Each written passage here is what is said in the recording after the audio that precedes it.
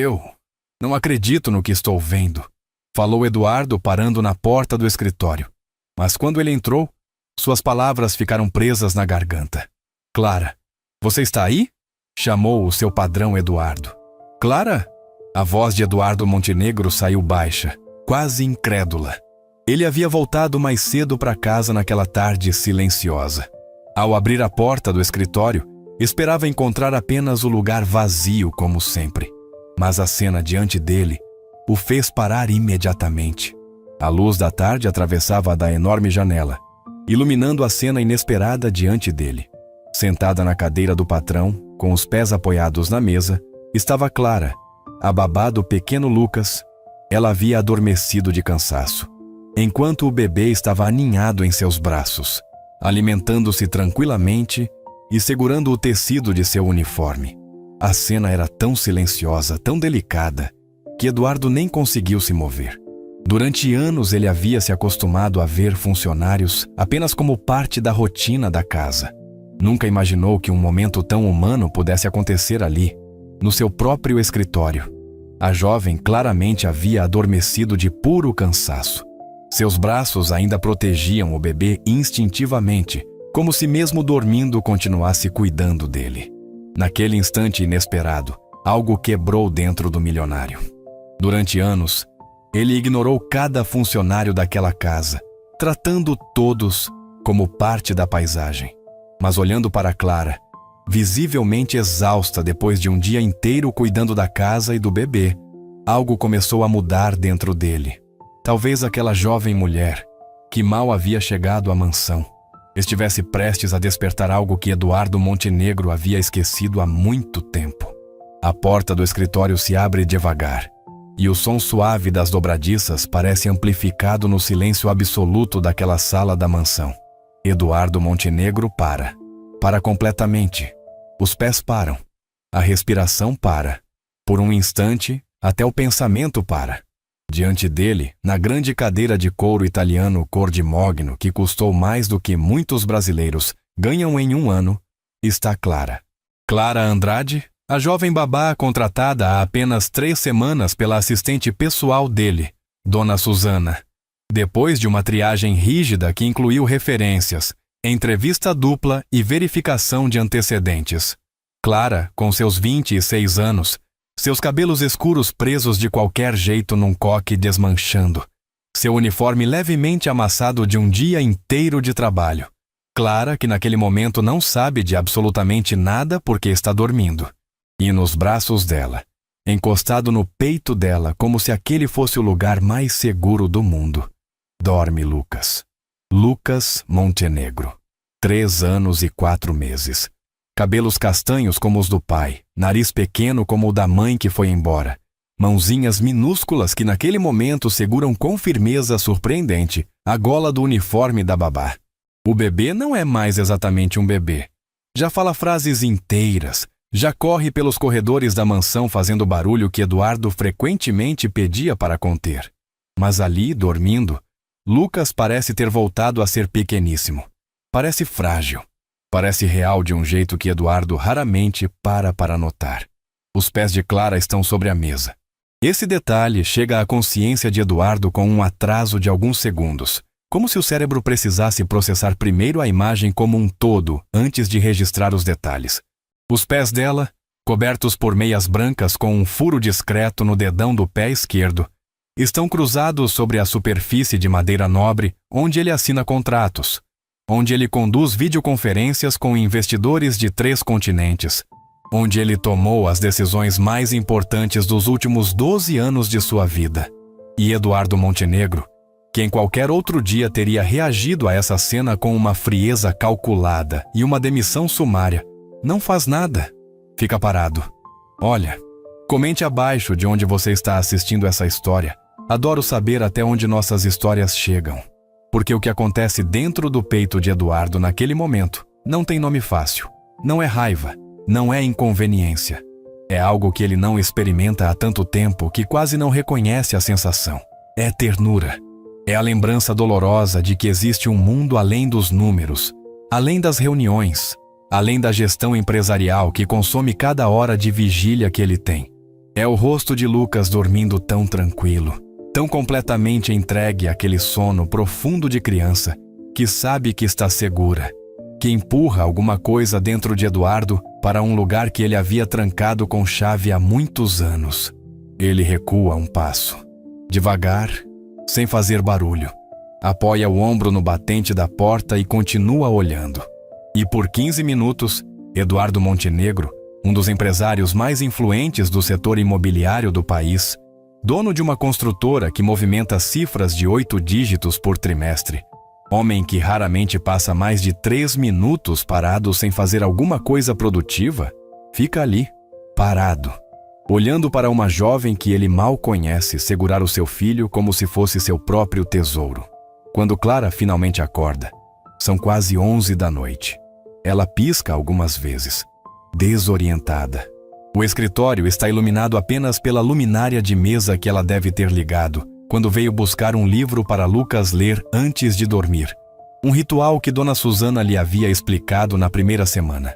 A luz dourada e quente, por um segundo, cria sombras suaves no rosto dela e no rosto do menino. E o que acontece a seguir, Eduardo nunca vai esquecer. O primeiro instinto dela não é o próprio constrangimento. É verificar Lucas. Ela olha para o menino antes de olhar para qualquer outra coisa. Verifica a respiração dele com uma atenção quase médica. Ajusta a posição do braço para que a cabeça dele fique mais confortável. Afasta com leveza um fio de cabelo que havia caído no rosto da criança. Só depois disso, só depois de garantir que Lucas está bem, Clara ergue os olhos e vê Eduardo parado na porta. Ela congela. Os pés ainda estão na mesa. Ela percebe isso em seguida e os tira com um movimento brusco que acorda Lucas por meio segundo, antes que ele vire de lado nos braços dela e volte a dormir com aquela facilidade que só as crianças pequenas têm. Eduardo, que até então havia ficado completamente imóvel no batente da porta, faz algo que surpreende os dois. Levanta uma mão aberta, num gesto de silêncio e tranquilidade. Não fala nada. Apenas aponta para o menino dormindo e depois faz um gesto vago com a cabeça que pode ser interpretado como "está tudo bem". Clara fica olhando para ele, com uma expressão que mistura alívio, incredulidade e aquela tensão específica de quem está aguardando a punição que sabe que está chegando, mas ainda não chegou. Mas Eduardo não entra no escritório. Não diz uma palavra. Vira as costas e vai embora pelo corredor. E Clara fica sozinha com Lucas nos braços no escritório do patrão, sem entender absolutamente nada do que acabou de acontecer. Na manhã seguinte, o café da manhã na mansão Montenegro acontece como sempre acontece, com precisão. A cozinheira Rosária, uma mulher de 52 anos de Minas Gerais, que trabalha na casa há 8 anos e que Eduardo trata com a cordialidade distante que reserva para todos os funcionários, começa a preparação às 6h15. A mesa é posta às 7 em ponto. Suco de laranja espremido na hora, ovos mexidos no ponto exato, torradas na temperatura certa, fruta cortada, um café coado, forte, sem açúcar para Eduardo, achocolatado morno para Lucas. Eduardo desce às 7h02. Lucas chega às 7h15, puxado pela mão de Clara que tenta ao mesmo tempo conter a energia da criança, amarrar os próprios cabelos e não deixar o menino escorregar nas botinas que insiste em usar apesar do piso polido da mansão. Eduardo está lendo o jornal do dia ou fingindo ler quando eles entram. Não levanta os olhos de imediato. Rosária está de costas preparando mais torradas. Não há mais ninguém. Lucas solta a mão de Clara e corre para a cadeira alta ao lado do pai. Pai. Hoje eu tive um sonho com um dinossauro grandão que comia macarrão. O senhor sabe o que o dinossauro comia, pai? Macarrão. Pai. Eduardo abaixa o jornal. Olha para o filho.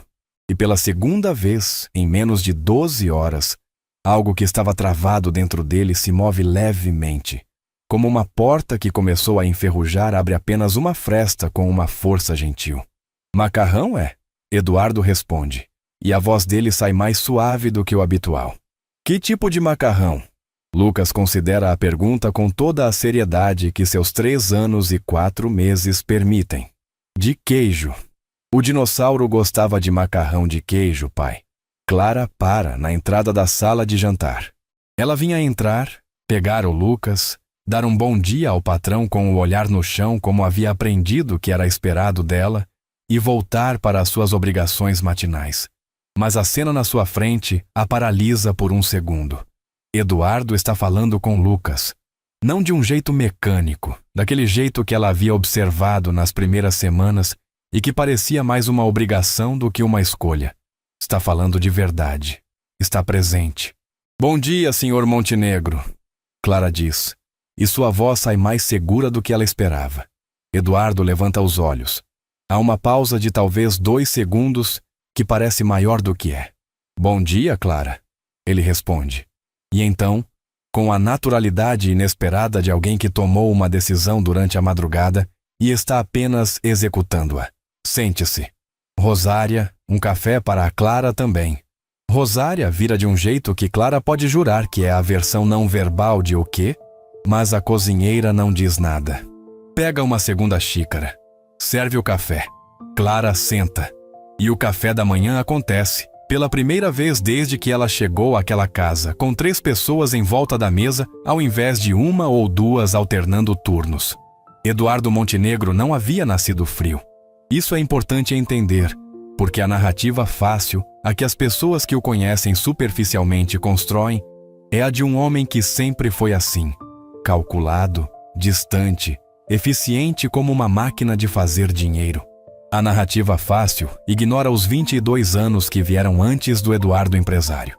Ignora o menino do interior do Paraná, filho de um mecânico e de uma professora, que cresceu sabendo que dinheiro era aquela coisa que fazia falta no fim do mês, mas que podia ser compensada com outras coisas, com jantares demorados, com histórias contadas no alpendre depois do jantar, com a sensação de que as pessoas ao redor eram vistas, eram conhecidas, eram reais. Eduardo chegou a São Paulo aos 22 anos com uma mochila, uma bolsa de estudos parcial para engenharia civil e a determinação de quem não tem plano B. Trabalhou em obra durante 2 anos enquanto estudava. Dormiu em república.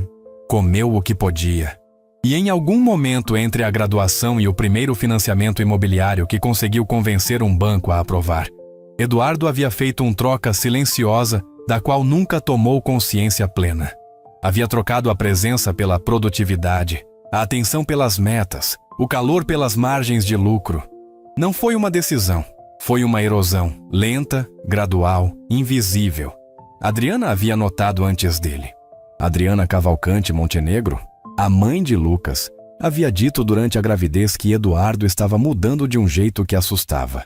Você está virando uma versão corporativa de você mesmo, ela havia dito numa noite. E a frase havia caído entre eles como um objeto pesado num quarto silencioso. Eduardo havia respondido que estava trabalhando para garantir o futuro da família. Adriana havia dito que a família precisava do presente também. Eles não tinham resolvido aquela conversa. Lucas nasceu. Os meses passaram. Adriana esperou por uma versão de Eduardo que ela havia conhecido e que parecia estar sumindo cada vez mais dentro de reuniões, de viagens, de estratégias de investimento e de posicionamento de mercado. 1 ano após o nascimento do filho, num sábado de manhã em que Eduardo havia chegado de uma viagem para Brasília e Lucas havia dado os primeiros passos justamente naquela tarde, Adriana disse que ia visitar a irmã em Florianópolis por 2 semanas para pensar. Não voltou. Não da forma que Eduardo esperava, pelo menos. Voltou para buscar as malas. Voltou para sentar com ele numa conversa de 2 horas que ele nunca conseguiu descrever para ninguém, sem sentir aquela pressão estranha no peito, que não era exatamente tristeza, mas que morava no mesmo bairro dela. Voltou para dizer que amava o filho e que seria sempre presente na vida de Lucas, mas que não conseguia mais ser a pessoa que ficava esperando que Eduardo lembrasse que ela existia. A guarda ficou com Eduardo por circunstâncias práticas. Adriana foi trabalhar fora do país, uma oportunidade que ela havia esperado por anos e que havia chegado exatamente quando o casamento estava terminando, com aquela ironia que a vida às vezes pratica. Lucas ficou. Adriana ligava todas as semanas, mandava presentes, planejava visitas. Estava presente de longe, da forma mais intensa que conseguia. Mas Lucas crescia. E Eduardo não sabia, honestamente não sabia, como ser pai de um modo que fosse além de garantir que todas as necessidades materiais de Lucas estivessem satisfeitas. A mansão era segura. A escola era a melhor da cidade. A alimentação era supervisionada por uma nutricionista. O plano de saúde premium cobria qualquer eventualidade médica. Havia uma lista de funcionários inteiramente dedicados ao bem-estar do menino. Mas Eduardo raramente estava presente. Raramente era ele. E Lucas, com aquela inteligência emocional intacta que as crianças pequenas têm, antes que o mundo a complique, havia aprendido cedo que o pai existia na casa de um jeito parecido com o jeito que a mobília existia. Sempre lá, imponente, mas não exatamente disponível para abraço. Clara havia notado isso na primeira semana. Clara Andrade não havia chegado àquela vaga por acaso, embora a dona Susana e o processo seletivo formal fizessem parecer que sim. Ela havia chegado por necessidade. Necessidade do tipo que não deixa muita escolha. O tipo que tem nome e endereço e prazo de vencimento. A necessidade tinha o nome de Dona Teresa Andrade, mãe de Clara, que havia descoberto um problema cardíaco sério no início do ano e que precisava de um procedimento que o plano de saúde básico que ela tinha, o plano mais simples possível, o plano que era o que dava para pagar, não cobria de forma adequada. O procedimento cobria. A recuperação, os medicamentos contínuos, as consultas de acompanhamento com o especialista que o médico havia indicado. Não cobriam. Clara havia calculado. Tinha feito as contas no verso de uma conta de luz, porque era o papel que estava disponível quando a necessidade de fazer as contas chegou com urgência numa tarde de terça. Havia olhado para os números e havia entendido que o salário que recebia no emprego anterior, num berçário particular razoável, mas não extraordinário, não ia dar, não ia chegar, não mesmo que ela cortasse tudo o que era possível cortar. A vaga na casa dos Montenegro pagava o dobro. Mais do que o dobro, na verdade, porque incluía alojamento na suíte de funcionários do terceiro andar e 3 refeições por dia, o que tornava as despesas pessoais de Clara quase inexistentes e fazia com que praticamente todo o salário pudesse ir para a conta da mãe, para os medicamentos, para o especialista com o jaleco caro e o consultório com design de interiores que claramente indicava uma conta corrente muito saudável. Clara havia passado pela triagem, pelas entrevistas, pela verificação de antecedentes. Havia sido apresentada a Eduardo durante os 3 minutos que ele havia separado em sua agenda para a entrevista babá, numa terça-feira às 18 horas em ponto. Eduardo havia olhado para ela com aquele olhar que ela havia aprendido a identificar desde então.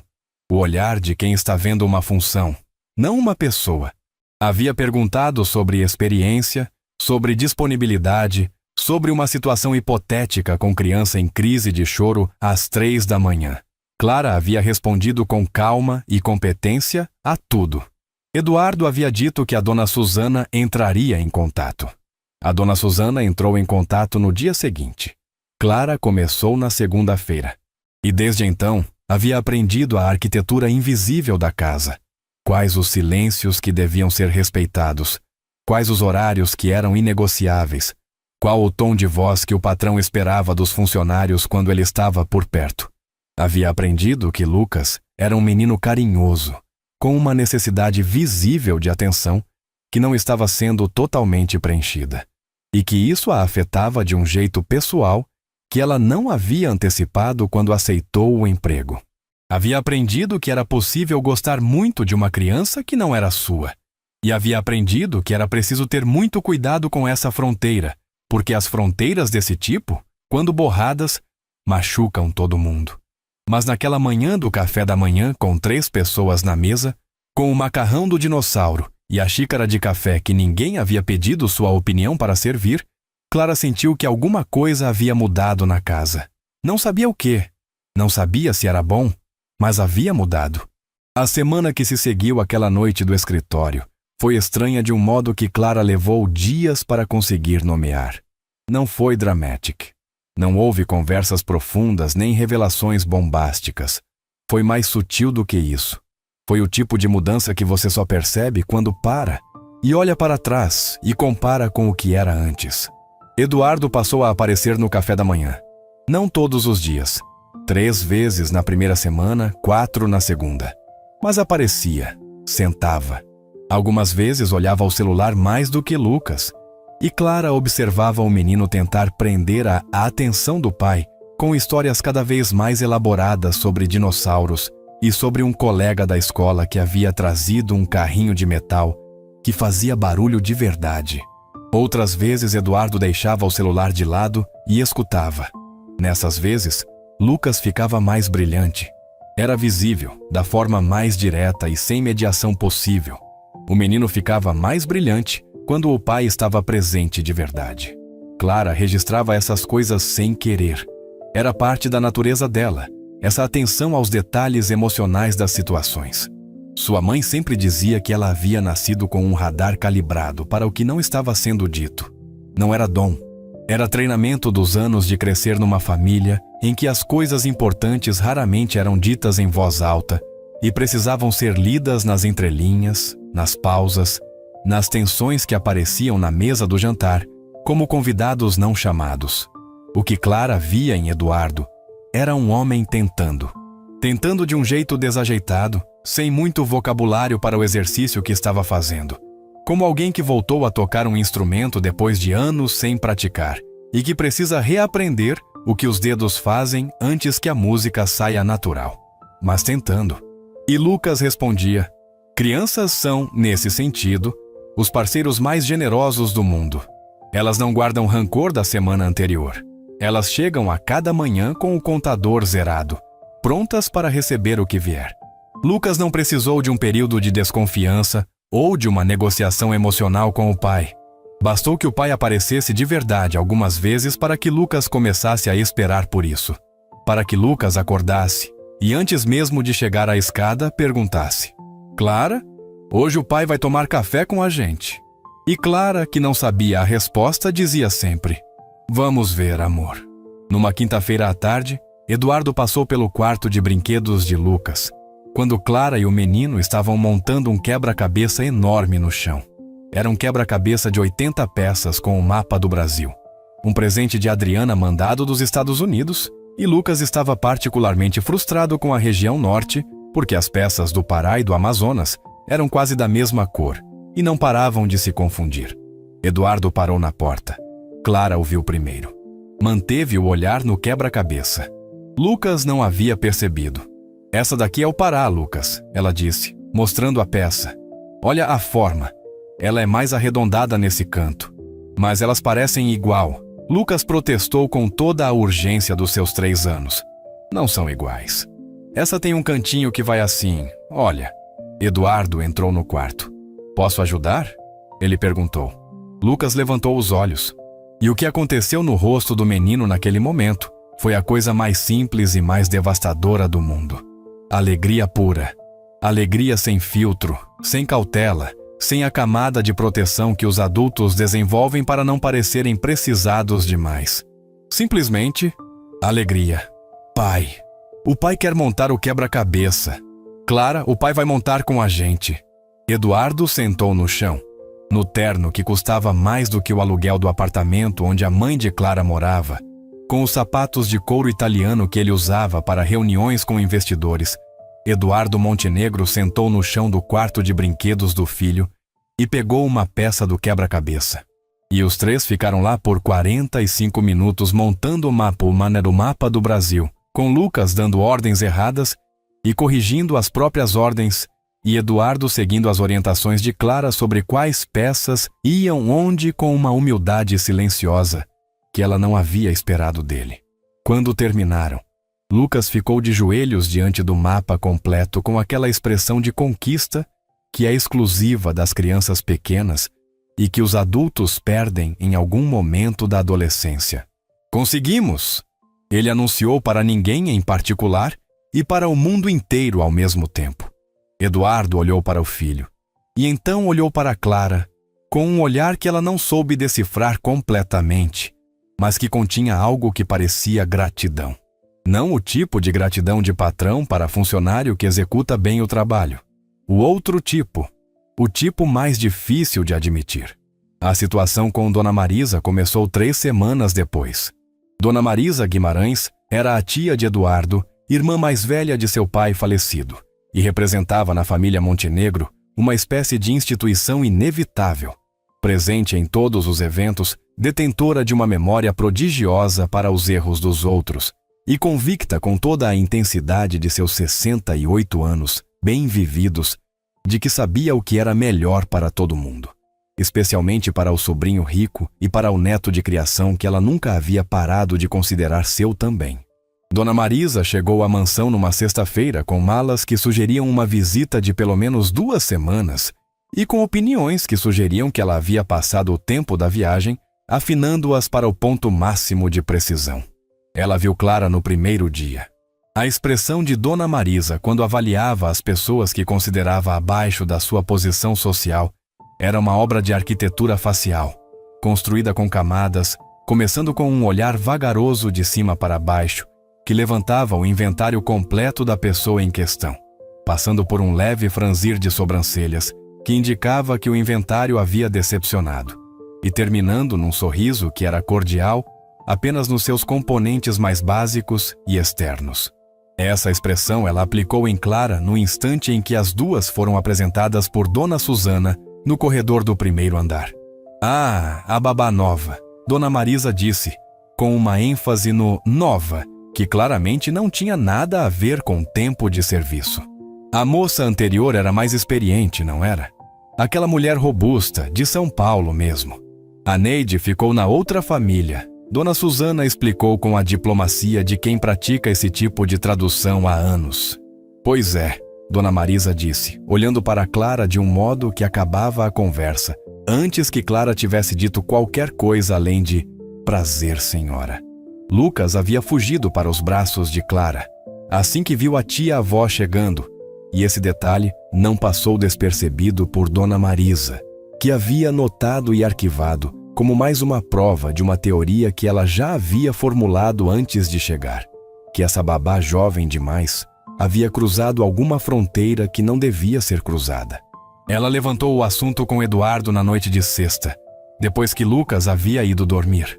Eduardo estava no estudo com uma taça de vinho e um relatório financeiro sobre um novo empreendimento residencial no interior de São Paulo, um projeto de automação residencial que o sócio havia mandado para aprovação. A batida de Dona Marisa na porta era o tipo que pede permissão apenas como formalidade, porque a porta já está abrindo enquanto a mão bate.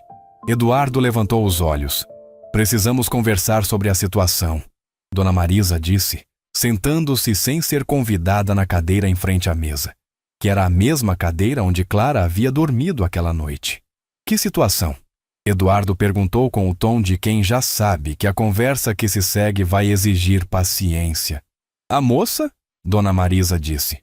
"A babá. Eduardo, eu observei hoje a dinâmica dessa casa e me preocupei. O Lucas está muito apegado a ela. Muito. Não é saudável esse nível de apego a uma funcionária." Eduardo pousou o relatório. "Lucas tem apego a Clara porque ela é boa no trabalho dela. Não é isso que estou dizendo. Estou dizendo que a criança chora quando a mulher sai do quarto, que ao invés de correr para o pai quando chegou em casa, foi para os braços dela. Isso não é normal, Eduardo. Isso é um sintoma." "Sintoma de quê, tia?" A pausa de Dona Marisa tinha o peso calculado de quem guarda-fia a frase principal para um momento de maior impacto. "De ausência, Eduardo. Da ausência do pai." O silêncio que se seguiu foi o tipo que enche o espaço disponível completamente.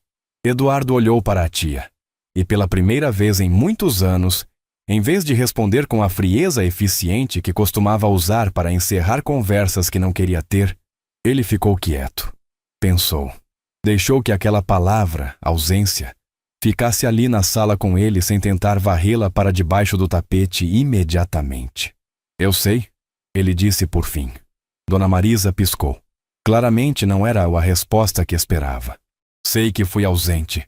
Estou tentando mudar isso." Dona Marisa recalibrou. "Ótimo. Mas a solução não é uma babá jovem que claramente está preenchendo um papel que não é o dela.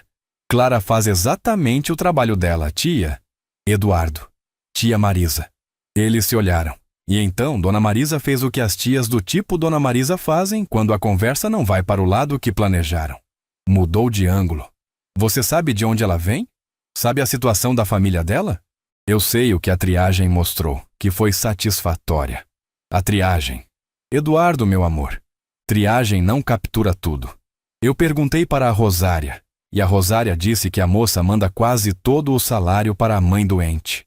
Isso fala de uma situação financeira precária. Pessoas em situações financeiras precárias às vezes tomam decisões que... Eduardo interrompeu, e a voz havia ficado levemente mais fria. Dona Marisa ouviu o sinal de alerta no tom dele e ajustou a trajetória pela terceira vez. Estou preocupada com o Lucas. Apenas isso. O menino precisa de estabilidade. Precisa de limites claros. E a situação atual não me parece ter limites claros. Eduardo ficou olhando para a tia por um momento. Boa noite, tia Marisa. Ele disse por fim. Dona Marisa levantou com a dignidade de quem não foi derrotada, apenas interrompida. Pense no que eu disse. Ela foi embora. Eduardo ficou olhando para a porta fechada com a expressão de quem está processando muita coisa ao mesmo tempo. Então pegou o relatório de automação residencial de volta e tentou ler. Não conseguiu. As palavras estavam na página, mas o pensamento estava em outro lugar, fazendo perguntas que eram incômodas, exatamente porque não tinham respostas fáceis. Clara soube que alguma coisa havia acontecido no sábado de manhã. Não porque alguém dissesse. Não porque houvesse qualquer mudança visível na rotina. Mas o radar que sua mãe sempre descreveu estava funcionando na frequência certa. E o que Clara captava era uma tensão nova no ar da mansão, uma espécie de eletricidade estática que não estava ali na semana anterior. Dona Marisa, ela havia aprendido nas primeiras horas, era o tipo de presença que muda a atmosfera de um ambiente. Não era uma mulher ruim, Clara havia concluído com a fairness, que tentava aplicar a todas as pessoas.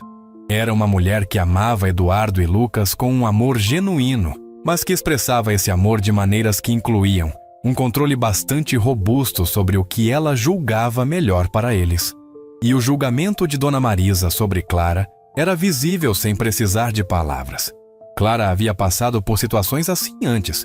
A vida de quem ocupa posições de serviço em casas de padrão elevado é, em boa medida, uma navegação constante entre a necessidade de ser invisível o suficiente para não incomodar e visível o suficiente para fazer o trabalho.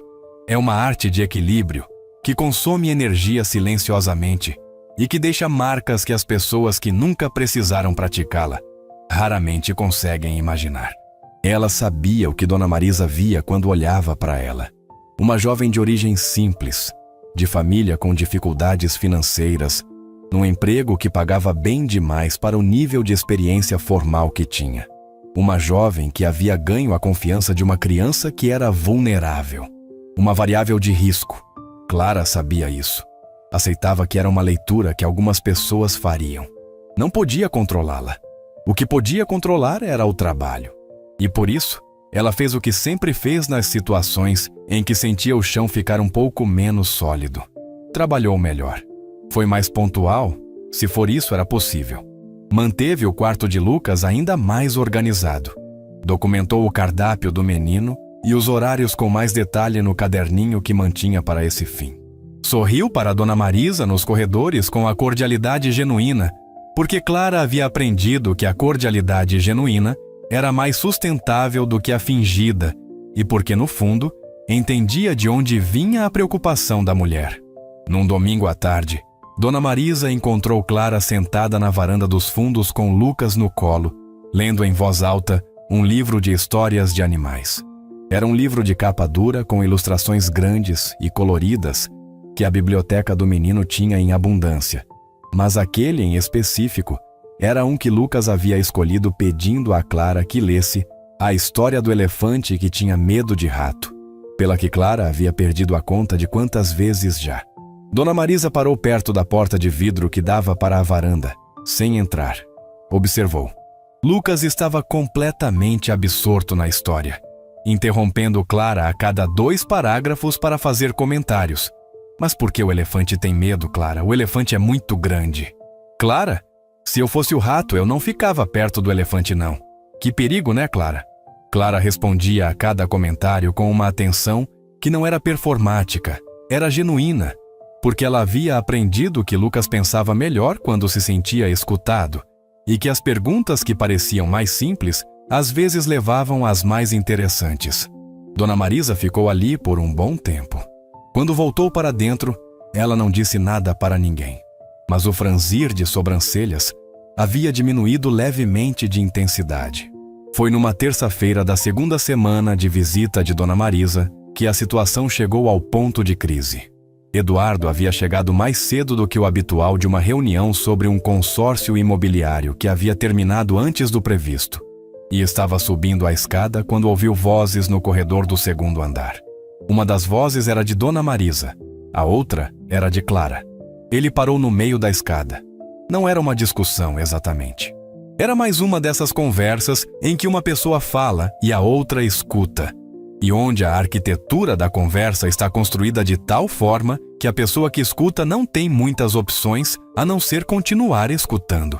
Estou sendo direta com você porque acho que é mais respeitoso do que ficar insinuando. Dona Marisa estava dizendo: você é uma moça inteligente. Vejo isso. Mas inteligente o suficiente para entender que sua posição aqui tem limites. Clara não respondeu imediatamente. Entendo, senhora. Ela disse por fim, com uma calma que Eduardo, ouvindo do meio da escada, achou que ele mesmo teria dificuldade de manter. Limites que você já cruzou, Dona Marisa continuou. E a voz tinha aquela qualidade de quem está convicto de que está fazendo um favor ao dizer o que está dizendo. O menino está confuso sobre o papel de cada pessoa na vida dele. Você alimenta essa confusão. Não intencionalmente, talvez, mas alimenta. A senhora está dizendo que eu devo ser menos carinhosa com Lucas? Estou dizendo que você deve ser mais profissional. Existe uma diferença. Com todo o respeito, senhora, disse Clara. E havia algo na voz dela que Eduardo não havia ouvido antes, nenhuma das vezes que ela havia falado com ele, algo com a textura de cuidado sobre uma firmeza. Eu discordo que atenção e afeto de um cuidador sejam o oposto de profissionalismo. Na minha experiência, são parte dele. Dona Marisa fez uma pequena pausa. Sua experiência é limitada, moça. Pode ser, mas o Lucas é uma criança que precisa de muito afeto. E eu faço questão de dar esse afeto enquanto for minha responsabilidade cuidar dele. Se o senhor Montenegro achar que isso é um problema, vou respeitar a decisão dele. Eduardo subiu o restante da escada. Quando dobrou o corredor, viu as duas mulheres de frente, uma para a outra. Dona Marisa, com aquela postura que ela mantinha mesmo nas conversas difíceis, ereta e composta. Clara, com os braços ligeiramente cruzados na frente do corpo. Não de um modo fechado, mas de um modo que lembrava alguém que aprendeu a se segurar quando precisa. As duas o viram ao mesmo tempo. Boa tarde, Eduardo disse, com uma normalidade que não era displicência, mas sim escolha deliberada. Eduardo, disse Dona Marisa, começando a construir alguma coisa. Tia, você se importa de nos dar um minuto? Eduardo interrompeu com suavidade. Dona Marisa olhou para o sobrinho. Olhou para Clara. E então fez algo que Eduardo raramente havia visto ela fazer. Cedeu sem elaboração. Não disse nada, deu a volta e foi embora pelo corredor. Eduardo olhou para Clara. Ela estava olhando para ele com aquela expressão que ele havia começado a reconhecer. Atenta, sem ansiedade, mas também sem fingir que estava tudo bem quando não estava. Você está bem? Ele perguntou. A pergunta foi simples, e a simplicidade dela pareceu pegar Clara um pouco de surpresa. Estou bem, senhor Montenegro, ela disse. Me desculpe se a situação criou algum problema. Não criou nenhum problema. Pausa. O que você disse para a minha tia sobre o afeto e o profissionalismo, disse Eduardo. Você acredita nisso? Clara manteve o contato visual. Acredito. Eduardo assentiu lentamente. Então continue fazendo o que você está fazendo. E foi embora pelo corredor sem adicionar nada mais. Clara ficou sozinha no corredor por um momento, olhando para o espaço onde ele havia estado. tentando entender o que havia acabado de acontecer. O que havia acontecido, ela entenderia apenas gradualmente. Era que Eduardo havia tomado uma posição. Uma posição pequena, expressa em poucas palavras, sem teatro, mas uma posição. E no universo daquela mansão, onde as posições eram frequentemente expressas por omissão, e onde o silêncio do patrão era a norma que estruturava todas as dinâmicas, essa pequena tomada de posição tinha o peso de alguma coisa muito maior do que as palavras em si. Dona Marisa não trouxe o assunto de volta com Eduardo. Mas ela também, de um modo que ninguém na casa nomeou, mas que todos os que moravam ali e eram atentos o suficiente perceberam, começou a observar Clara de forma diferente. Menos como uma ameaça a ser gerenciada, mais como um fenômeno a ser entendido. Ela passou a aparecer mais frequentemente nos lugares onde Clara e Lucas estavam. E porque Clara continuou sendo exatamente o que era, porque não havia uma performance a manter, mas apenas uma forma de ser que era consistente, independente de quem estava olhando, Dona Marisa começou a ver o que Eduardo havia começado a ver semanas antes. Via Lucas crescer. Via uma criança que havia chegado na vida de Clara com aquela necessidade silenciosa das crianças que querem mais do que recebem e que estava florescendo de formas concretas e visíveis. Dormia melhor, tinha menos crises. Havia começado a fazer amigos na escola com mais facilidade, porque Clara havia trabalhado com ele nos meses anteriores, as habilidades sociais básicas com a paciência de uma professora e o calor de uma pessoa que genuinamente gostava daquela criança. Via também que Clara era discreta de uma forma que Dona Marisa havia interpretado inicialmente como esconder alguma coisa, mas que era, na verdade, simplesmente respeito pelos limites. Clara não fazia da sua vida pessoal assunto de conversa na casa. Não pedia nada além do acordado. Não ocupava mais espaço do que o necessário. Mas num sábado de chuva, quando Rosária estava de folga e a cozinha estava inusualmente silenciosa, e Dona Marisa foi buscar um copo d'água e encontrou Clara no telefone falando baixo com alguém, Dona Marisa ouviu sem querer o suficiente para entender que a conversa era com a mãe. Ouviu o cuidado com que Clara descrevia os resultados do último exame, a forma como transformava números médicos em linguagem que uma mulher sem formação na área podia entender e processar sem entrar em pânico. Ouviu Clara dizer, com uma firmeza gentil, que era claramente o tom que ela havia desenvolvido para aquelas conversas. "Mãe, vai dar tudo certo, eu estou cuidando." Dona Marisa pegou o copo d'água e saiu da cozinha. No corredor, ela ficou parada por um momento. Depois foi buscar Eduardo. Eduardo estava no estudo quando a tia bateu. Desta vez a batida tinha uma qualidade diferente. Menos assertiva, mais hesitante. "Pode entrar." Dona Marisa entrou. Sentou na mesma cadeira de antes. Ficou em silêncio por um momento que Eduardo deixou ser. "Acho que fui injusta com a moça," ela disse por fim. Eduardo pousou o que estava lendo. "Você quer dizer Clara? Quero dizer Clara." "Sim?" "Eduardo, Você sabe que eu me preocupo. Desde que a Adriana foi embora, me preocupo com o Lucas. Com você. E quando vejo uma situação que parece que pode se complicar, Você protege," Eduardo disse sem julgamento. "Pois é, mas talvez desta vez eu estava protegendo da coisa errada." Eduardo olhou para a tia. "O que mudou?" A tia fez um gesto vago. "Nada mudou. Fui prestar atenção, é tudo. E o que eu vi foi uma moça que trabalha com uma integridade que eu subestimei porque estava olhando para o que ela parecia ser em vez de para o que ela é." Eduardo ficou em silêncio por um momento. "E o que ela é, tia?" Dona Marisa levantou, com a postura de sempre, mas com algo na expressão que era diferente. "Alguém que está cuidando do seu filho de um jeito que você não estava conseguindo fazer sozinho, Eduardo. E que está fazendo isso porque é quem ela é, não porque quer alguma coisa em troca disso." Ela foi para a porta. "Pense nisso." E saiu. A segunda conversa que Eduardo e Clara tiveram a sós aconteceu por acidente, como as conversas que importam frequentemente acontecem. Era uma quinta-feira. Dona Marisa havia saído com Dona Susana para fazer compras, o que era uma combinação que Eduardo achava levemente perigosa para o orçamento da casa, mas que não tinha energia para conter. Lucas estava dormindo a sesta da tarde.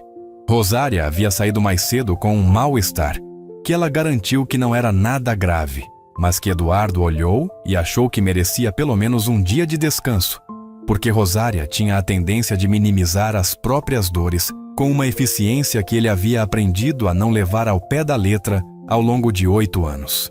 Eduardo estava na cozinha tentando fazer um café. A máquina de café expresso da mansão era um equipamento que Dona Susana havia comprado com entusiasmo depois de uma pesquisa minuciosa e que Eduardo havia aprovado sem lembrar que a Rosária era quem operava aquele equipamento e que ele, pessoalmente, nunca havia aprendido os seus meandros específicos. A máquina tinha 12 botões, 2 moedores, um reservatório de água que precisava ser preenchido de um jeito específico e uma lógica de operação que não estava imediatamente clara para alguém lendo o painel pela primeira vez.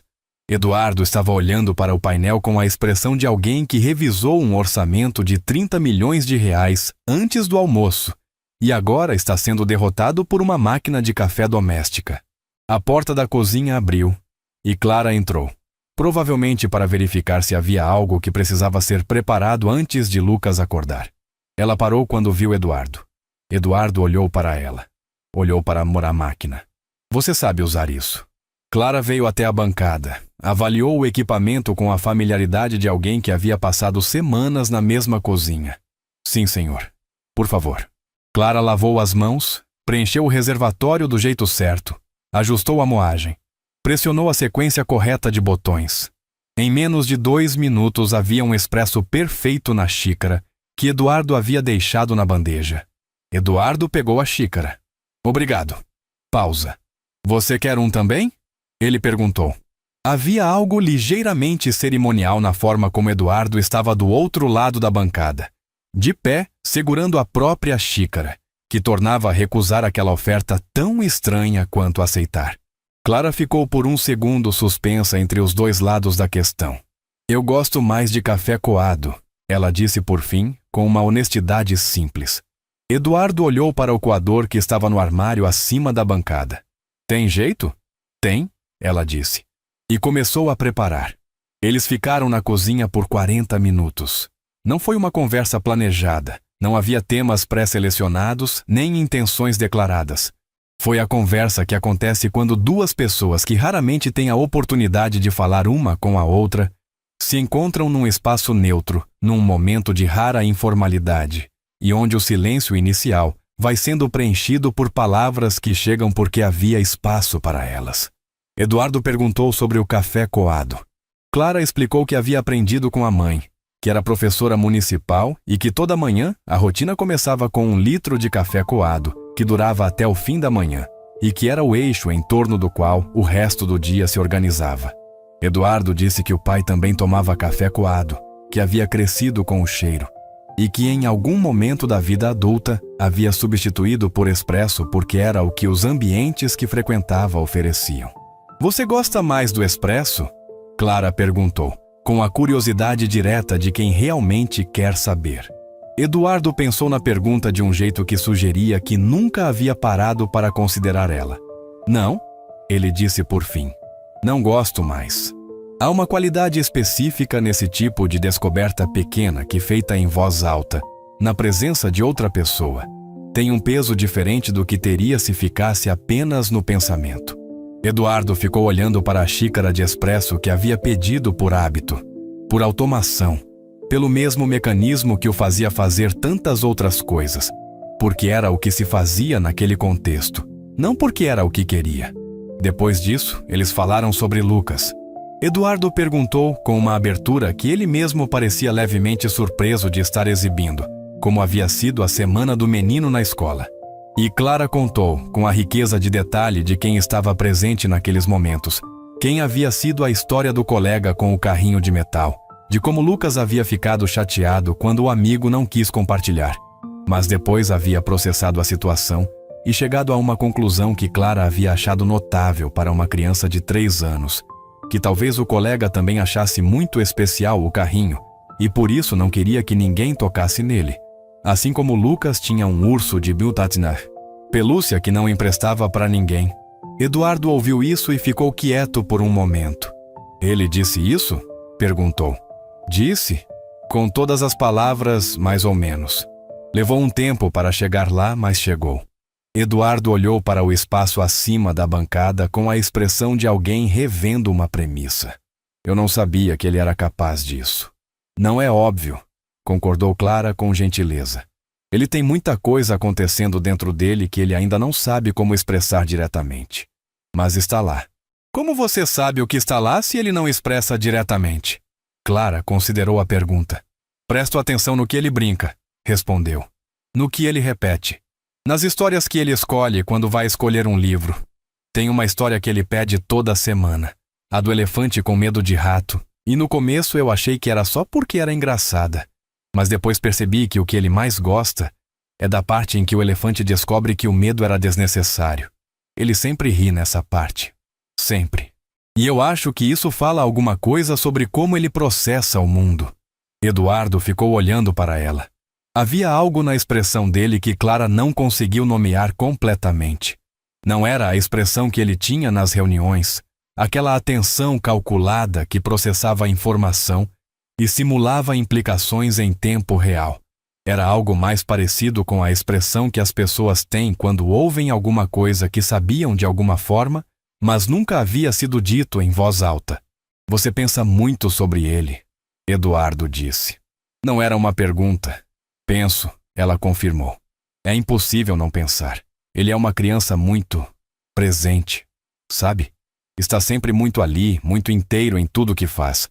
Você está com ele e ele está completamente com você. Eduardo ficou em silêncio por um momento. Diferente de mim. Clara não respondeu imediatamente. Era um daqueles momentos em que a resposta certa podia ser o silêncio, podia ser a confirmação, podia ser a redirecionar gentil, e escolher errado significava fechar uma abertura que havia custado muita coisa para aparecer.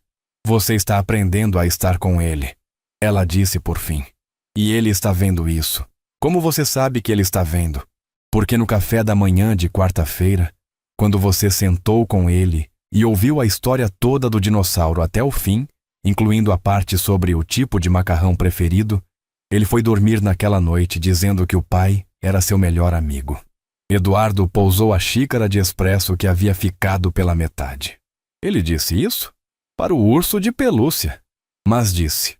O silêncio que se seguiu era do tipo que contém muita coisa. Então, Eduardo fez alguma coisa que era, por si só, uma revelação sobre o quanto ele havia mudado nas semanas anteriores. Ele não mudou de assunto.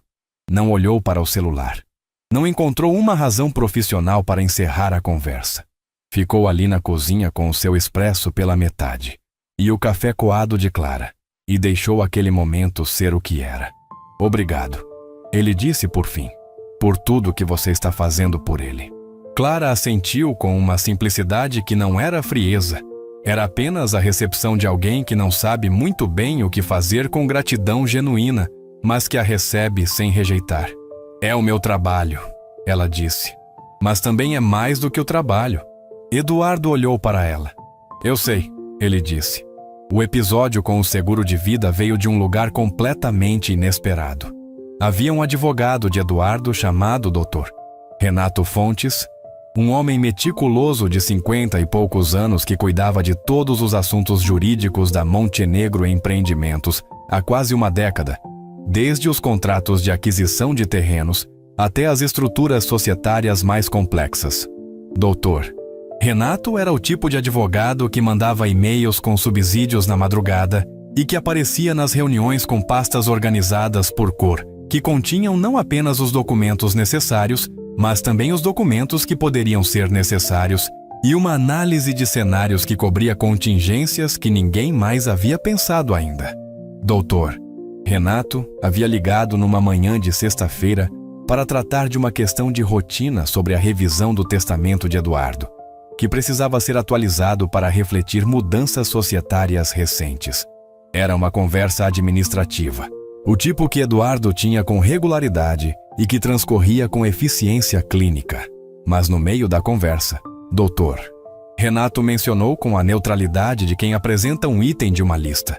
E sobre a cláusula de tutela do Lucas, caso o senhor queira revisitar. Está como estava quando foi redigido antes da separação. Eduardo ficou em silêncio. Como está? Ele perguntou. A Adriana como tutora primária, caso o senhor. Dr. Renato parou, escolhendo o eufemismo com o cuidado de sempre, caso haja alguma eventualidade. Eduardo ficou olhando para a janela do escritório. Com a Adriana no exterior, ele disse devagar. Exatamente. Por isso mencionei. Pode fazer sentido rever essa estrutura. Há também a questão do seguro de vida, que tem o Lucas como beneficiário principal através de um fundo, mas os mecanismos de administração desse fundo não foram atualizados também. Eduardo disse que marcassem uma reunião para a semana seguinte, mas não foi a logística jurídica que ficou com ele depois da ligação. Foi a pergunta concreta e assustadora que a conversa havia trazido à superfície. A pergunta que os pais não querem fazer, mas que a responsabilidade de ser pai obriga. Se alguma coisa acontecesse com Eduardo, quem cuidaria de Lucas? Não nos termos legais, nos termos reais. Quem estaria lá?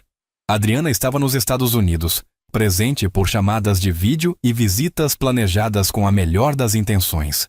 A tia Marisa tinha 68 anos e uma energia que desafiava a biologia, mas que tinha limites práticos.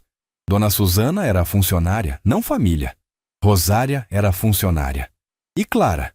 A pergunta chegou antes que Eduardo pudesse preveni-la. E chegou com um peso que o surpreendeu. Clara era funcionária.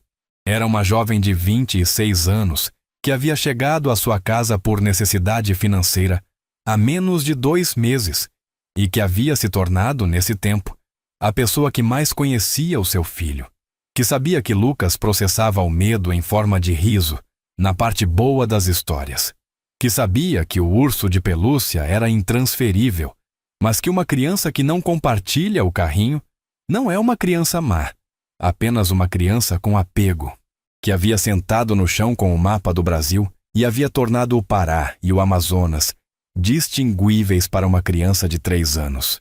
Quem era Clara além disso? Eduardo percebeu que não sabia, e percebeu, com uma clareza que tinha a qualidade específica das percepções, que chegam tarde demais para ser completamente confortáveis, que havia convivido com uma pessoa por semanas sem realmente perguntar quem ela era, que havia beneficiado imensamente da presença dela sem se interessar genuinamente pela vida dela, além do que era necessário para o funcionamento da casa. Reconheceu para si mesmo exatamente o que Adriana havia descrito anos antes com outras palavras. A incapacidade de ver as pessoas ao seu redor como inteiras, como reais, como tendo uma vida que existia além da função que exerciam na sua. Ele havia ficado assim com a própria mulher. E havia ficado assim, por mais tempo do que queria admitir, com o próprio filho. A questão era, havia ficado assim também com Clara? Naquela tarde, Eduardo fez alguma coisa que não fazia há tempo suficiente para que a ação em si parecesse estranha. Foi encontrar o filho sem uma razão específica. Não era hora de café, não era hora de jantar. Não havia um compromisso social ou uma obrigação que tornasse sua presença necessária naquele momento. Era simplesmente uma tarde de sexta-feira, e Eduardo havia parado o que estava fazendo, deixado o relatório sobre a nova incorporação na mesa e descido para o jardim onde podia ouvir, pela janela aberta do escritório, a voz de Lucas disputando com algo ou alguém com a intensidade característica das suas brincadeiras ao ar livre. O que encontrou no jardim foi Lucas de joelhos na grama, construindo alguma estrutura complexa com pedras e gravetos que Eduardo não conseguiu identificar imediatamente como o que era. Clara estava sentada num banco de pedra a alguns metros, com um livro no colo que ela estava claramente mais usando como suporte para os braços do que lendo de fato, porque os olhos dela estavam no menino. Lucas, o que você está construindo? Eduardo perguntou chegando perto. Lucas levantou os olhos com a expressão de quem não esperava a visita, mas a recebe bem. Uma casa, pai. Uma casa para o João. Quem é o João? Lucas apontou para um grilo que estava, com uma impassibilidade filosófica impressionante, sentado numa folha a uns 30 centímetros das obras. Esse grilo aí, pai? O João. Ele ficou aqui ontem também. É o mesmo grilo?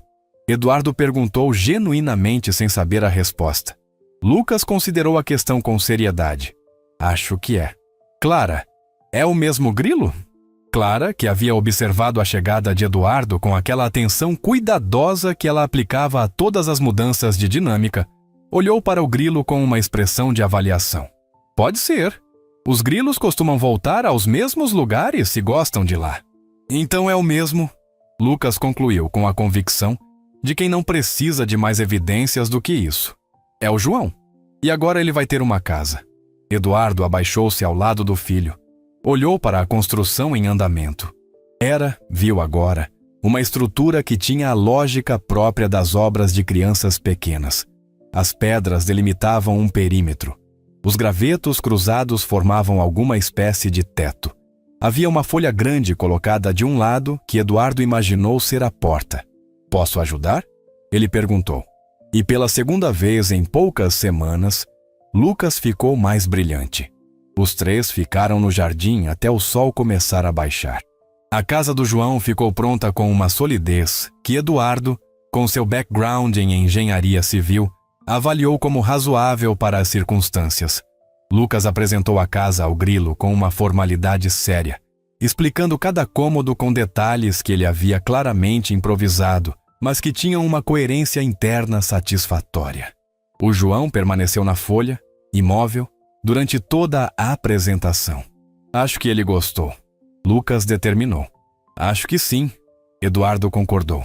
Quando Lucas foi buscar mais pedras para a decoração do jardim da casa do João, Eduardo olhou para Clara. Ele faz isso sempre? Perguntou. Cuida de coisas pequenas dessa forma? Clara colocou o livro de lado. Semana passada foi uma formiga com a asa machucada. Passou 20 minutos tentando criar uma situação em que a formiga pudesse subir numa folha sozinha, sem que ele precisasse tocá-la, porque tinha medo de machucá-la mais. Eduardo ficou olhando para o filho que estava agora de cócoras, examinando as pedras disponíveis com o critério de um curador. Como você não vai amar uma criança assim? Ele disse. Mais para si mesmo do que para Clara. É impossível não amar. Ela concordou. E havia algo na forma como os dois disseram isso, lado a lado no jardim, enquanto o sol de fim de tarde dourava a grama. E o pequeno arquiteto de casas para grilos escolhia as suas pedras com toda a seriedade do mundo, que tinha a qualidade de um momento que os dois, sem que nenhum dos dois dissesse em voz alta, reconheciam como importante. A crise chegou numa segunda-feira. Chegou com o nome de Rodrigo Cavalcante, irmão mais velho de Adriana, que Eduardo havia mantido uma relação cordial, mas distante durante o casamento, e praticamente nenhuma relação depois. Rodrigo era advogado como o doutor. Renato, mas de uma espécie diferente. O tipo que gostava de processos, que encontrava no conflito uma espécie de habitat natural, e que havia ficado do lado da irmã durante a separação com a convicção um pouco excessiva de alguém que não havia sido parte da situação, mas que havia construído uma narrativa muito clara sobre quem tinha razão. Rodrigo ligou para o doutor. Renato, que ligou para Eduardo às 8 da manhã de segunda-feira, com a voz de quem está prestes a apresentar uma complicação. Adriana, informou o doutor Renato com a precisão cirúrgica que Eduardo apreciava nele, mesmo quando a informação era ruim, está revisando os termos da guarda. O irmão dela está representando-a. Eles querem discutir a possibilidade de transferir a guarda principal para ela, com base numa proposta de retorno ao Brasil. Eduardo ficou parado na janela do escritório com o telefone no ouvido. Adriana está voltando ao Brasil. Está considerando, aparentemente. Há uma oportunidade de trabalho em São Paulo, uma posição de liderança em uma multinacional que tem sede aqui. Mas o argumento jurídico deles é que, independentemente da oportunidade de trabalho, a situação atual de guarda tem inconsistências que merecem revisão. O argumento específico é sobre a quantidade de horas que o senhor passa efetivamente presente com o Lucas.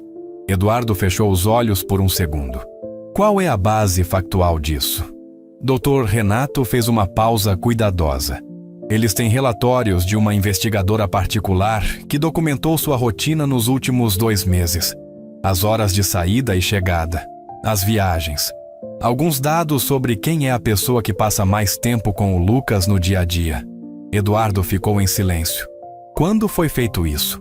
Nas últimas 8 semanas, aparentemente. 8 semanas. As mesmas 8 semanas em que Eduardo havia começado a mudar. Em que havia começado a aparecer nos cafés da manhã, a sentar no chão para montar quebra-cabeças, a conhecer o grilo João e a formiga com a asa machucada. As mesmas 8 semanas, fotografadas e documentadas antes que a mudança fosse grande o suficiente para ser a história principal do relatório.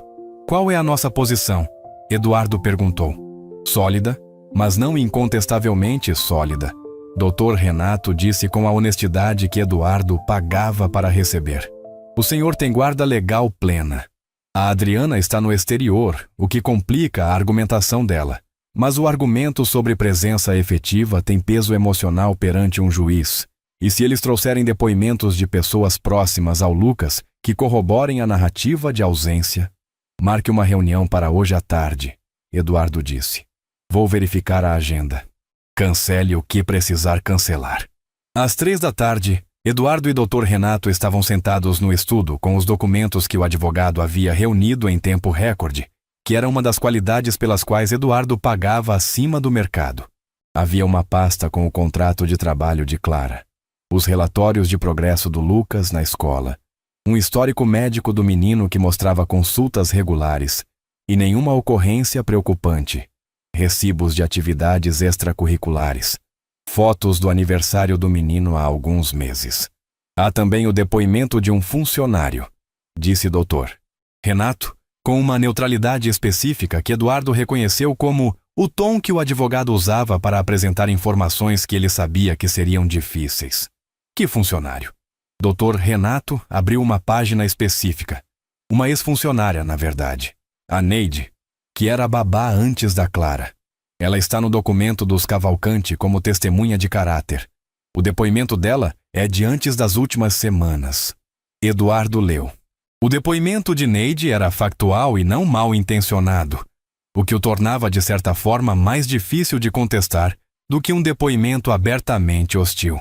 Neide descrevia um Eduardo que chegava depois que Lucas dormia, que saía antes que ele acordasse, que comunicava com o filho principalmente através de intermediários, como a própria Neide ou Dona Susana.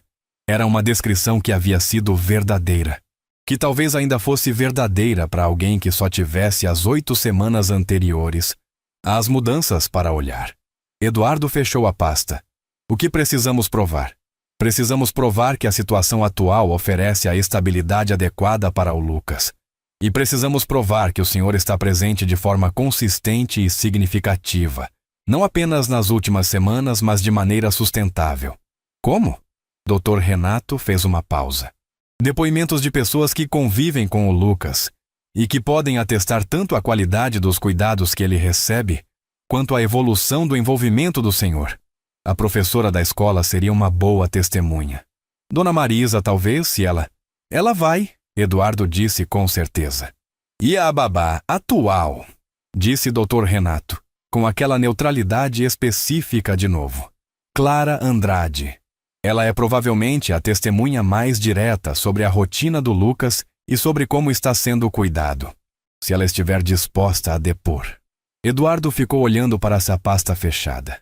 Vou falar com ela. Ele foi até o quarto de Lucas naquela tarde. Depois que o menino havia dormido a sesta e Clara havia saído para essa varanda, enquanto ele dormia, com aquele livro que era mais suporte para os braços do que leitura de fato. Clara levantou os olhos quando Eduardo chegou na varanda. Havia algo diferente no jeito como ele estava. Ela percebeu isso imediatamente, com aquele radar que sua mãe sempre descrevia. Havia uma tensão nele que não era a tensão habitual do executivo com a agenda cheia, era outro tipo. O tipo que vem de dentro. Preciso falar com você sobre uma coisa. Eduardo disse sentando na cadeira ao lado dela. E ele contou. Contou sobre Rodrigo Cavalcante, sobre o processo de revisão de guarda, sobre os relatórios da investigadora particular, sobre a necessidade de depoimentos que demonstrassem a estabilidade do lar do Lucas.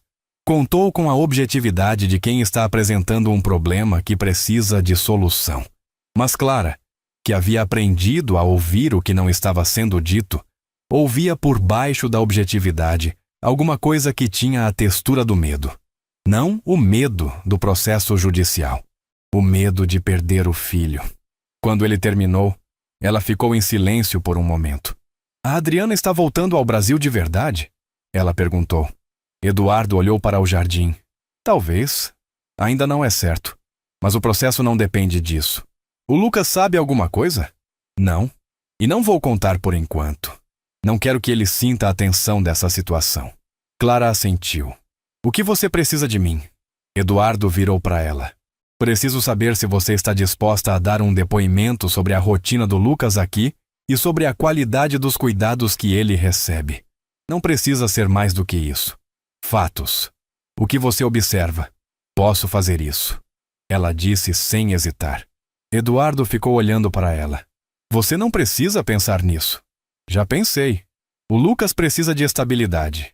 Isso aqui é o que ele tem. Se eu puder ajudar a garantir isso, ajudo. Eduardo ficou em silêncio por um momento. Clara! Ele disse. E havia algo diferente no jeito como ele disse o nome dela. Mais direto, mais pessoal. Eu sei que comecei esse processo do lado errado. De conhecer você, quero dizer.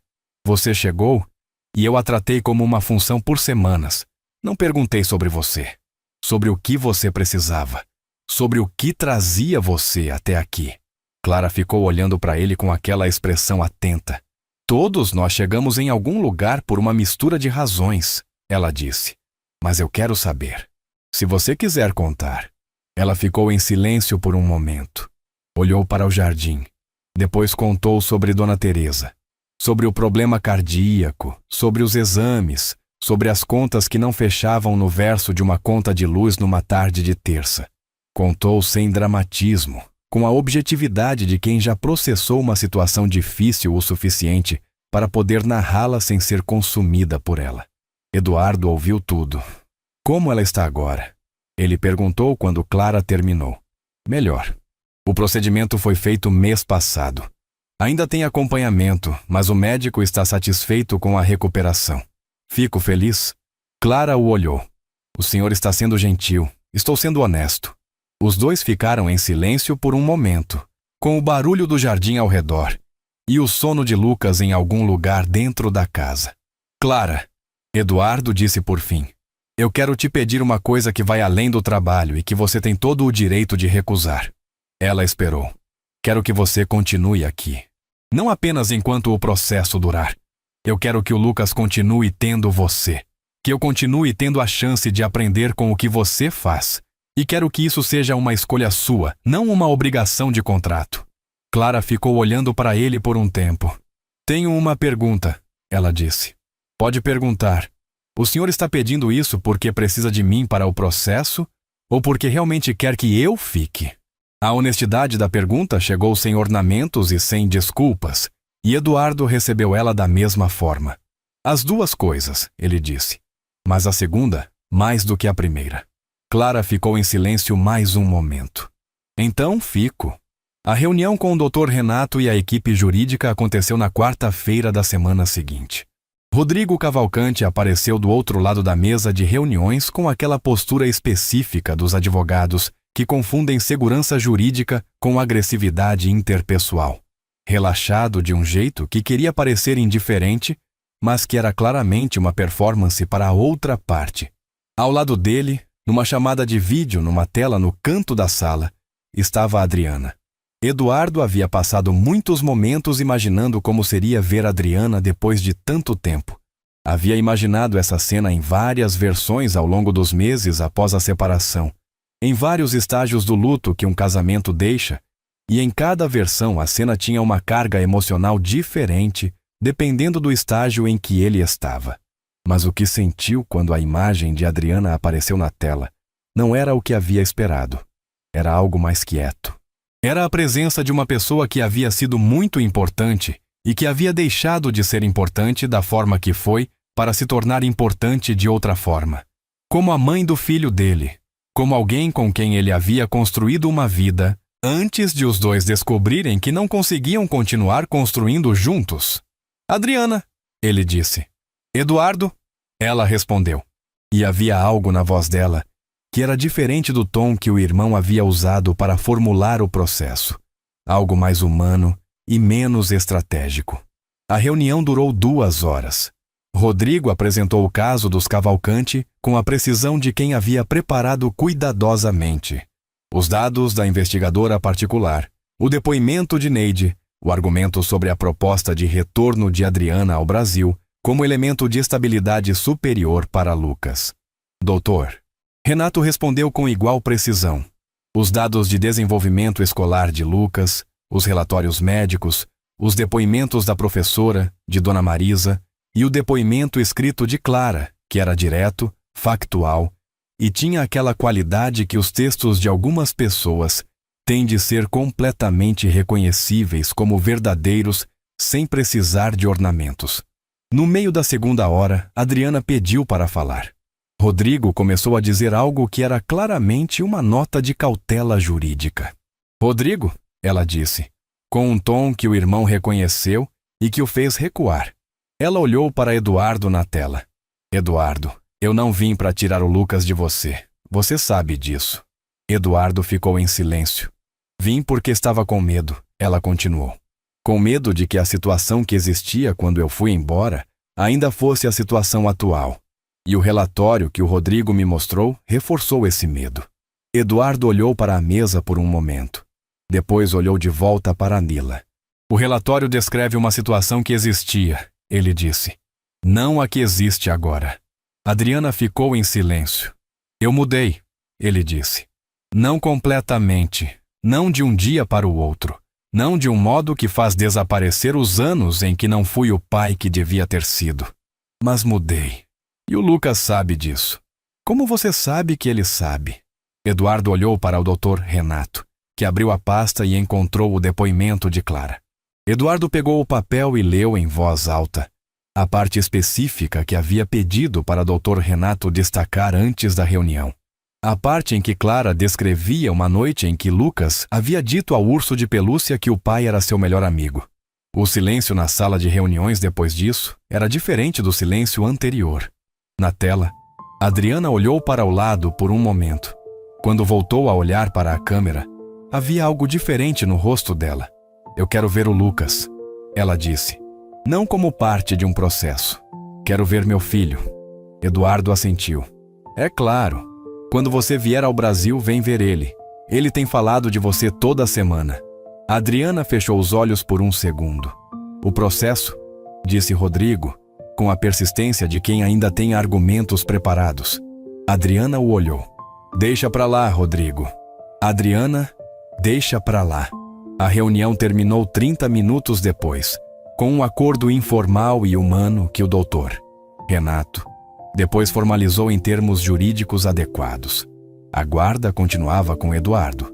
As visitas de Adriana seriam facilitadas e bem-vindas, e uma eventual mudança de residência de Adriana para o Brasil abriria naturalmente uma conversa sobre um arranjo de guarda compartilhada que fosse bom para Lucas. Não foi uma vitória, foi uma resolução. E era.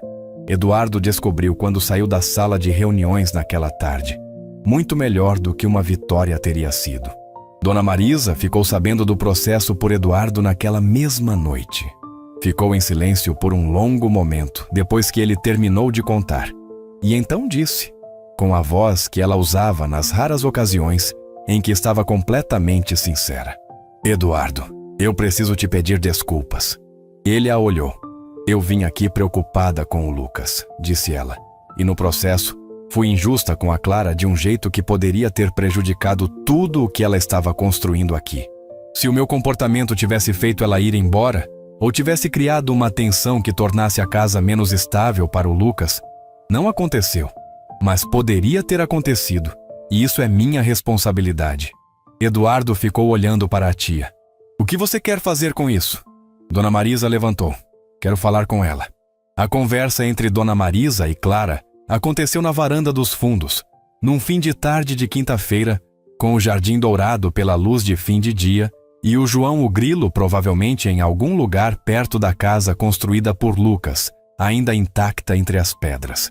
Clara estava sentada quando Dona Marisa chegou e pediu, com uma formalidade que era ela sendo gentil. Posso sentar? Claro, senhora. Dona Marisa sentou. Ficou em silêncio por um momento que era incomum nela, porque Dona Marisa raramente ficava em silêncio sem propósito. Fui injusta com você desde que cheguei. Ela disse por fim. Fiz julgamentos baseados em premissas que eram inadequadas, e quero me desculpar por isso. Clara ficou olhando para ela. Havia algo genuíno naquilo. Clara reconheceu. Não era um pedido de desculpas de conveniência ou de formulação jurídica. Era uma mulher de 68 anos que havia chegado a uma conclusão através do próprio processo de observação e que estava sendo honesta sobre isso, com a mesma energia que havia sido honesta sobre as suas preocupações antes. Aceito as desculpas, senhora, Clara disse, e entendo de onde veio a preocupação. O Lucas é muito amado por muitas pessoas, e é normal que essas pessoas queiram proteger ele. Dona Marisa a olhou. Você tem uma generosidade que eu não esperava, ela disse, que eu não merecia. A generosidade não tem muito a ver com merecimento, respondeu Clara, com a suavidade de alguém que acredita de verdade no que está dizendo. Tem a ver com o que você escolhe fazer com o que sente. Dona Marisa ficou em silêncio por um momento. Onde você aprendeu isso?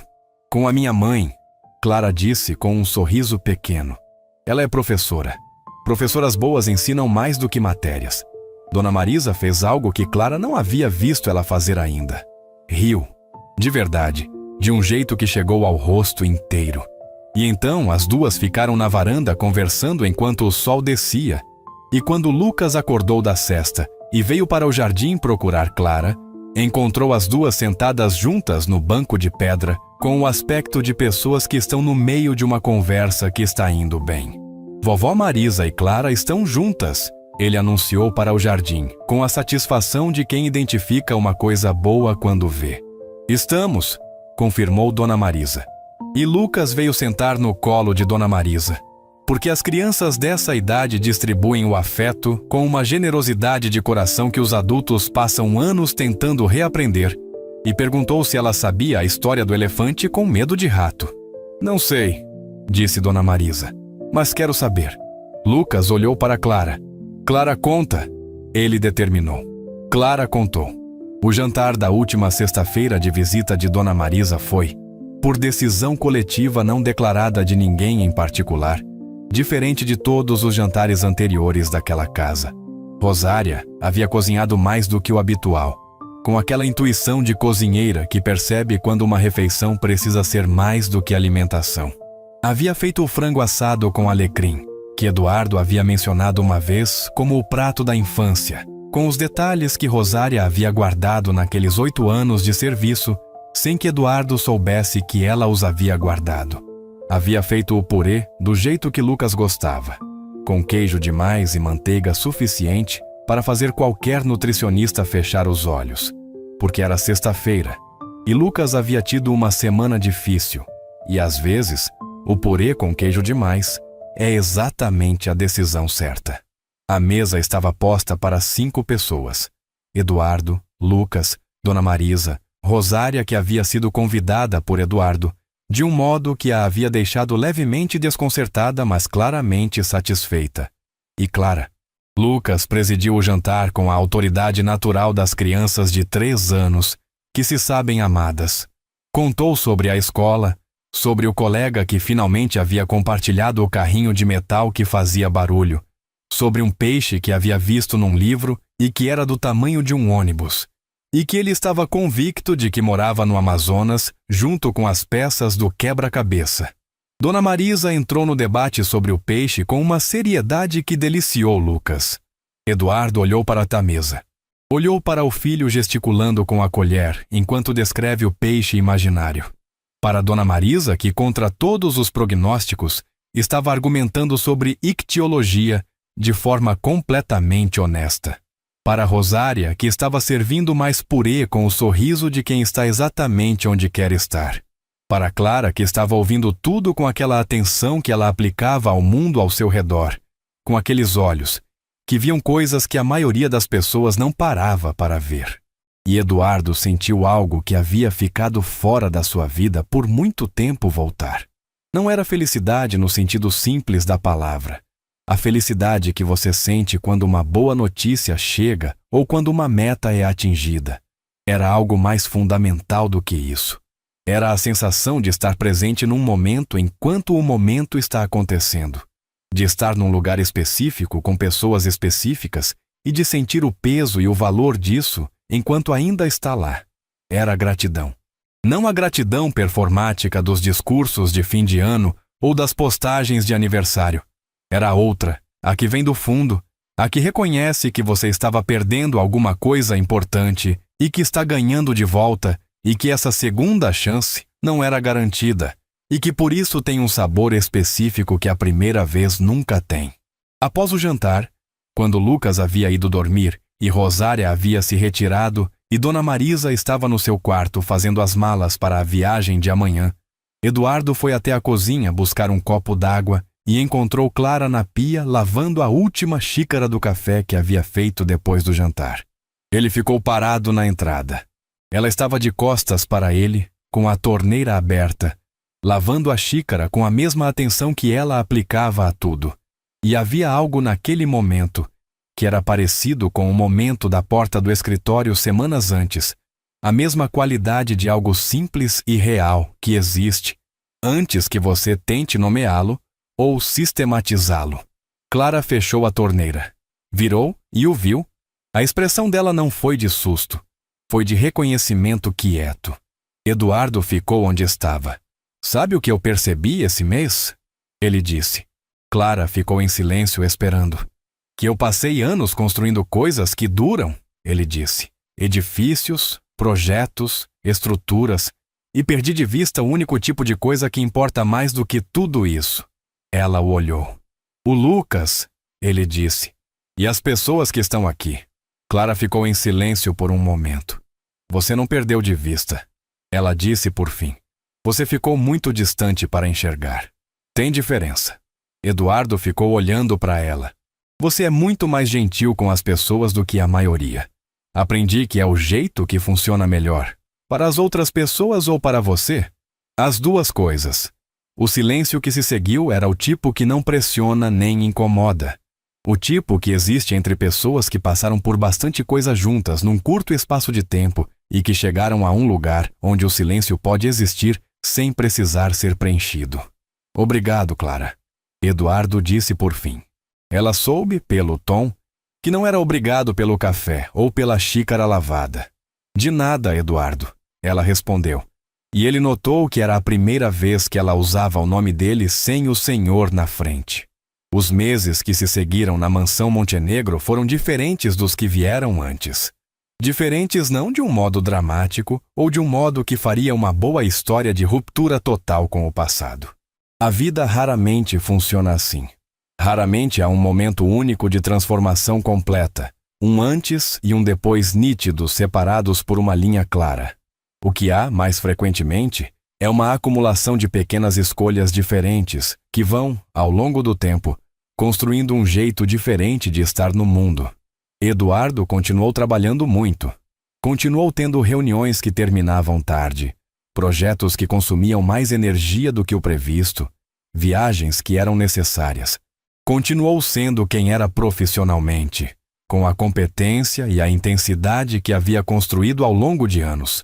Mas havia coisas que mudaram de forma concreta e sustentável. O café da manhã com Lucas era, agora, mais exceção ser pulado do que ser feito. Lucas havia aprendido a esperar pelo pai nesses momentos com uma expectativa que era diferente da que tinha antes, mais segura, como alguém que aprendeu que pode contar com alguma coisa. Eduardo havia aprendido a história do elefante com medo de rato de cor, o que era tanto uma necessidade prática quanto uma escolha.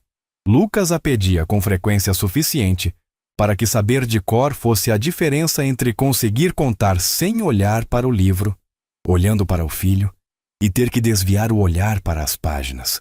A casa do Grilo João havia sido expandida 3 vezes sob supervisão técnica de Eduardo, que havia aplicado ao projeto os princípios de construção que havia aprendido na faculdade, com resultados que Lucas havia avaliado como muito bom, pai, agora o João tem sala de estar. A Adriana havia visitado em setembro, uma semana inteira que havia sido melhor do que Eduardo havia esperado e diferente do que havia temido. Lucas havia ficado com a mãe e com o pai ao mesmo tempo, correndo entre os dois com aquela energia de criança que recebe amor de dois lados e que floresce nessa abundância. E Eduardo havia observado aquilo com a consciência de que aquilo que mais importava, que era o bem-estar do filho, estava sendo servido por essa configuração complexa, mas funcional. Adriana havia dito, numa noite enquanto Lucas dormia, e eles tomavam café coado na varanda, que Eduardo estava diferente. Estou, ele havia confirmado. É bom diferente, ela havia dito. E havia algo na voz dela que era genuíno, o carinho real de alguém que havia amado uma pessoa e que quer bem a essa pessoa mesmo depois de não mais estar com ela. Clara estava presente durante a semana de Adriana, com a discrição e a competência que eram suas marcas, navegando aquela dinâmica complexa com uma naturalidade que Eduardo havia observado com admiração silenciosa. Adriana e Clara haviam se dado bem com a facilidade específica das pessoas que reconhecem uma na outra a mesma coisa central, o amor genuíno por uma criança específica. O que Clara sente por ele é real. Adriana havia dito para Eduardo antes de ir embora: cuida disso. Ele havia entendido que ela não estava falando sobre a relação empregatícia. Num sábado de outubro, Eduardo acordou antes do alarme e ficou deitado no escuro por alguns minutos, com o silêncio da casa ao redor e a consciência da presença de Lucas no quarto ao lado, dormindo com aquela intensidade que crianças pequenas põem até no sono. Ficou pensando. Pensou na noite da porta do escritório, em como havia ficado parado no batente olhando aquela cena sem conseguir explicar por que não conseguia se mover. Pensou no que havia visto naquele momento, não apenas Clara e Lucas, mas também alguma coisa sobre si mesmo que não havia querido ver antes. A prova concreta e irrefutável de que havia construído uma vida tão preenchida de produção e tão esvaziada de presença, que a imagem de um cuidador dormindo de exaustão com o seu filho nos braços o havia parado no meio do corredor como uma revelação. Pensou em quantas outras coisas havia parado de ver por andar depressa demais nos próprios corredores. Levantou, foi até o quarto de Lucas e ficou na porta por um momento, olhando para o filho dormindo. Lucas estava de bruços com os dois braços abertos, numa posição que Eduardo achava que seria desconfortável, mas que a criança mantinha com uma fidelidade que sugeria que era exatamente o contrário. Então ouviu barulho na cozinha. Desceu. Clara estava no fogão fazendo café coado com os movimentos de quem já fez aquilo tantas vezes que o corpo conhece a sequência sem precisar pensar. Estava com o cabelo solto, diferente do coque do trabalho, e havia trocado um uniforme por uma camiseta simples e calça de moletom, porque era sábado, e os sábados na Casa Montenegro haviam adquirido nos últimos meses uma informalidade que nenhum dos dois havia declarado, mas que havia simplesmente acontecido como acontecem as coisas que fazem sentido. Ela ouviu Eduardo e virou. Bom dia. Bom dia. Ele ficou parado na entrada da cozinha. Posso ficar? Ele perguntou. Como sempre fez quando a pergunta era real, Clara respondeu diretamente. Pode. E Eduardo entrou na cozinha, sentou no banco da bancada e ficou assistindo Clara fazer o café da manhã, enquanto a casa acordava ao redor dos dois, com a lentidão gentil dos sábados de outubro. Quando Lucas desceu, encontrou o pai e Clara na cozinha juntos, com 2 xícaras de café coado e uma terceira xícara de achocolatado morno, que ninguém havia pedido a ninguém para fazer, mas que estava lá, pronta, na temperatura certa, como as coisas que são feitas por pessoas que prestam atenção. O menino avaliou a cena. Pai e Clara estão na cozinha. Ele disse. Estamos. Eduardo confirmou. É o melhor sábado, Lucas determinou, com a autoridade absoluta dos 3 anos e meio, e subiu no banco ao lado do pai. O que Eduardo não havia entendido quando parou naquela porta naquela noite, o que só ficou completamente claro para ele ao longo dos meses que se seguiram, era que a transformação que havia começado naquele momento não era sobre Clara. Clara havia sido o espelho, o acontecimento acidental que havia colocado na frente dele uma imagem que ele não podia ignorar. Mas a transformação era sobre ele. Era sobre o Eduardo que havia chegado a São Paulo com uma mochila e a convicção de que o trabalho era o caminho, e que havia confundido o caminho com o destino. Era sobre o homem que havia construído uma mansão de alto padrão e havia se esquecido de habitá-la de verdade. Era sobre o pai que havia garantido todas as condições materiais para o filho e havia negligenciado a única coisa que nenhum plano de saúde premium ou nenhum fundo de previdência privada pode substituir: a presença. A presença real. A que fica no quarto de brinquedos sentada no chão. A que conhece o nome do grilo.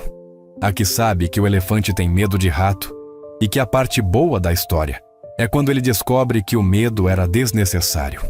Eduardo havia aprendido isso de um modo que era lento e às vezes desconfortável e que envolvia reconhecer em voz alta, para si mesmo e eventualmente para algumas outras pessoas, coisas que eram difíceis de reconhecer. Havia aprendido com Lucas, que era o mestre mais generoso e mais implacável que ele havia tido, porque Lucas não sabia que estava ensinando nada, apenas era. E ao ser o que era, com toda a transparência e todo o presente de quem ainda não aprendeu a se proteger do mundo, sendo menos inteiro, ensinou ao pai como fazer o mesmo. E havia aprendido, de um modo quieto e consistente, com Clara, com o jeito que ela atendia ao que não estava sendo dito, com a paciência que não era resignação, mas escolha, com a firmeza gentil que ela havia exibido no corredor com Dona Marisa, que era a firmeza de alguém que conhece o próprio valor sem precisar que o mundo confirme, com a generosidade que ela havia descrito naquela conversa na varanda, a generosidade que não tem a ver com merecimento, mas com escolha. Na última noite de outubro, depois que Lucas havia dormido e a casa estava em silêncio, Eduardo estava no estudo com um copo de vinho e os documentos do novo projeto, uma incorporação numa cidade do interior de São Paulo, que envolvia um conjunto residencial com conceito de sustentabilidade e energia solar. O tipo de projeto que havia chegado à mesa dele 10 anos atrás e que teria sido apenas mais um número numa planilha de investimento, mas que agora ele olhava e pensava em quais famílias iriam morar ali, em quais crianças iriam crescer naquelas casas, em quais grilos iriam receber casas de pedra construídas com gravetos e a engenharia de 3 anos e meio. Havia uma batida na porta. "Pode entrar." Clara abriu a porta. Estava com um livro na mão que Eduardo reconheceu. O do elefante com medo de rato, que ela deve ter pego para ler depois que Lucas dormiu. "Me desculpe incomodar.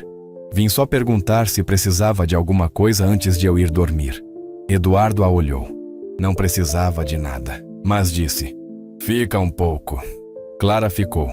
E eles ficaram no estudo, na mesma sala onde aquela outra noite havia começado com um menino dormindo numa cadeira de couro com os pés sobre a mesa, com o silêncio confortável das pessoas que não precisam preencher cada segundo de convivência com palavras, com o livro do elefante na mão de Clara e os documentos do novo projeto na mesa de Eduardo e o filho de ambos, porque Lucas era de alguma forma de ambos, mesmo que de modos completamente diferentes, dormindo tranquilo no andar de cima, Ponta. E naquela noite de outubro, Eduardo Montenegro entendeu que a coisa mais importante que havia construído nos últimos meses não tinha planta aprovada, nem financiamento bancário, nem CNPJ. Não tinha coluna de ativo no balanço contábil, nem taxa de retorno sobre investimento projetada. Tinha café coado. Tinha um grilo chamado João com sala de estar. Tinha um menino que acordava de manhã perguntando se o pai ia tomar café com a gente. E tinha uma jovem mulher, com os pés eventualmente sobre a sua mesa, que havia dormido ali de exaustão uma noite e que, sem saber, havia aberto uma porta que Eduardo havia trancado com chave há muitos anos. Ele não a havia fechado de volta. E não pretendia fechar. E se você gosta de ouvir mais histórias emocionantes como essa, acompanhe nosso canal e para mais histórias como estas.